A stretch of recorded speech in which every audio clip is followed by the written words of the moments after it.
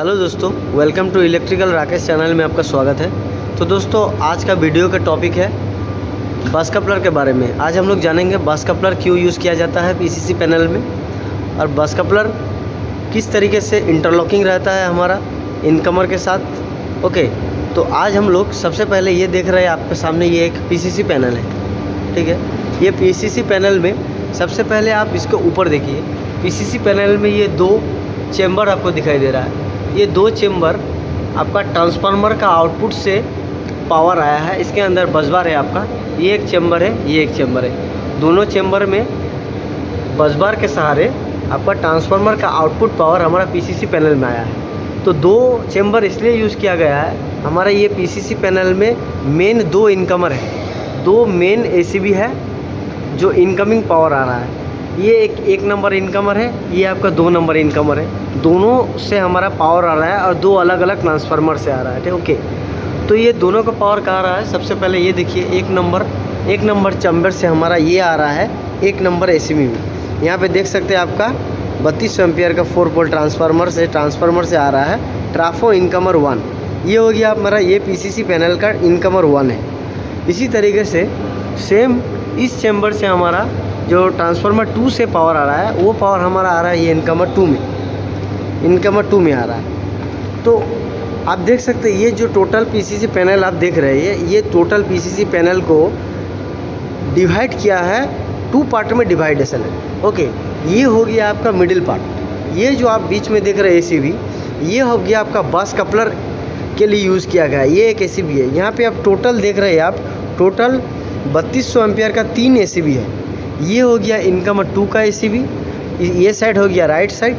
ये हो गया आपका इनकमर 1 का एसीबी जो लेफ़्ट साइड में पड़ता है। तो इसी तरीके से हमारा पीसीसी पैनल को 2 पार्ट में डिवाइड किया गया है, और बीच में हमारा है बस कपलर। ये बस कपलर क्या है, ये हमारा पीसीसी पैनल का ये ऊपर में जो आप देख रहे हैं चेंबर, इस चेंबर में बसबार चेंबर है। ये इनकमर 1 का बसबार चेंबर है। ओके, इसी तरीके से हमारा ये इनकमर 2 का बसबार चेंबर, ये ऊपर में बसबार चेंबर है। और ये दोनों बसबार चेंबर दोनों ही पूरा तरीके से सेपरेट है। हमारा इनकमिंग 2 से जो एसीबी है, इनकमिंग 2 का एसीबी से हमारा जो आउटपुट पावर निकलेगा, ये आउटपुट पावर, ये सारा जो हमारा लोड है, लोड में जाएगा ये पावर। ये छोटा स्मॉल एसीबी है, इसमें पावर डिस्ट्रीब्यूट हो रहा है। इसके बाद पीडीबी है, एमएलडीबी है। ओके, ये सारा हमारा जो यहाँ से पावर डिस्ट्रीब्यूट किया जा रहा है इनकमर 2 से, इसका आउटपुट पावर ये सारा फीडर में हमारा जा रहा है, इसका आउटपुट पावर। और दूसरे तरीके से यहाँ पे देख सकते हैं, इनकमर 1 का जो आउटपुट पावर है, ये हमारा लेफ़्ट साइड का जो ये जो फीडर है, इसमें पावर जा रहा है। ओके, यहाँ से हमारा लोड में जा रहा है। तो बस कपलर इसीलिए यूज़ किया जाता है। मान लीजिए यहाँ पे हम लोग दोनों इनकमर से सेपरेट लोड के लिए सेपरेट पावर यूज़ किए है दोनों साइड में। मान लीजिए अचानक आपको मेंटेनेंस करना पड़े, किसी भी एक ट्रांसफार्मर में कोई प्रॉब्लम आ गया, फॉल्ट आ गया, तो हमारा प्लांट तो बंद नहीं होना चाहिए। उस कंडीशन में हमारा ये सारा जो लोड है, पीसीसी पैनल का जो सारा लोड है, हमें ये सारा लोड को पावर देना है। अगर आपका कोई इनकमर फेल हो जाता है, अगर फॉल्ट आ जाता है या मेंटेनेंस करना है, तो हमारा एक साइड का इनकमर का पावर बंद हो जाएगा, जिससे हमारा क्या होगा, एक साइड का पावर ऑफ हो जाएगा। लेकिन हमें ये चाहिए कि किसी भी कंडीशन हो जाए, फॉल्ट कंडीशन हो या मेंटेनेंस किया जाए, उस वक्त हमारा ये पूरा पीसीसी पैनल हमारा जो है, इसमें पूरा पावर हमारा सप्लाई होना चाहिए। इसके लिए हम लोग क्या करते हैं, ये 3 एसीबी यूज़ किया गया है। एक बस कपलर के लिए, बस कपलर इसका नाम सबसे पहले ये जान लीजिए, बस कपलर ये नाम क्यों दिया गया है, क्योंकि इसके ऊपर आप देख रहे हैं बसबार का चेंबर है, ये राइट साइड है लेफ़्ट साइड। ये दोनों बसबार का चेंबर जो कनेक्ट करता है ये एसीबी हमारा ये दोनों बसबार को कनेक्ट करता है। एक तरह से कह सकते हैं ये बसबार को आपस में कनेक्ट करता है ये एसीबी। ये दोनों इनकमर का जो बसबार है, ये बस कपलर जो एसीबी है, इससे हमारा कनेक्ट हो जाता है। ये किस कंडीशन में करते हैं, इसका एक कंडीशन ये है कि हमारा दोनों जो इनकमिंग पावर, ये दोनों इनकमिंग पावर हमारा दोनों अलग अलग ट्रांसफार्मर से आ रहा है। किसी भी कंडीशन में ये दोनों इनकमिंग पावर आपस में शॉर्ट नहीं होना चाहिए। अगर आप ये मान लीजिए इनकमर 1 ऑन है, इनकमर 2 भी ऑन है, उस कंडीशन में आप अगर ये एसीबी को ऑन करते हैं तो ये बस कपलर ऑन हो जाएगा। ये हमारा दोनों बस को कनेक्ट कर देगा। इसे कनेक्ट करने से क्या होगा, हमारा दोनों जो इनकमिंग पावर है वो आपस में शॉर्ट हो जाएगा, जो कि एक डेंजरस एक्सीडेंट हो सकता है। इसीलिए हम लोग क्या करते हैं, ये तीनों एसीबी के बीच हम लोग इंटरलॉकिंग लाते हैं। इंटरलॉकिंग कैसा इंटरलॉकिंग है, इंटरलॉकिंग ये है कि आप ये तीनों एसीबी जो है, ये तीनों एसीबी में आपका किसी भी एक वक्त एक कंडीशन में आपका किसी भी टाइम कोई भी ये तीनों में से आपका 2 एसीबी ओपन रहेगा। हो सकता है एसीबी, जैसे यहाँ पे आप लोग देख सकते हैं एसीबी इनकमर 1 ऑन है, इनकमर 2 ऑन है, बट बस कपलर ऑफ है। ओके, दोनों अलग अलग सेपरेट है। अगर आप चाहते हैं मेंटेनेंस करना, ये मान लीजिए इनकमर ऑन हमारा इनकमर जो 1 है वो मेंटेनेंस करना है, तो हम क्या करेंगे, सबसे पहले हमें क्या करना है, ये इनकमर 1 को रैकआउट करना है। रैकआउट करने से क्या होगा, हमारा जो इनकमर 1 का जो इनकमिंग पावर है वो हमारा बस बार में जो चार्ज किया, ये बस बार को चार्ज कर रहा है, ये पावर मेरा कट हो जाएगा इनकमर 1 से।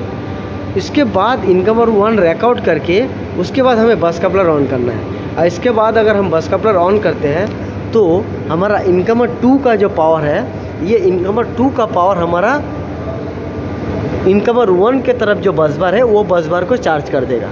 तो इसी तरीके से हमारा क्या होता है, एक ही इनकमर से हम पीसीसी पैनल का पूरा बस बार को हम चार्ज कर सकते हैं और पावर को डिस्ट्रीब्यूट कर सकते हैं। तो ये हो गया हमारा बस कपलर का काम।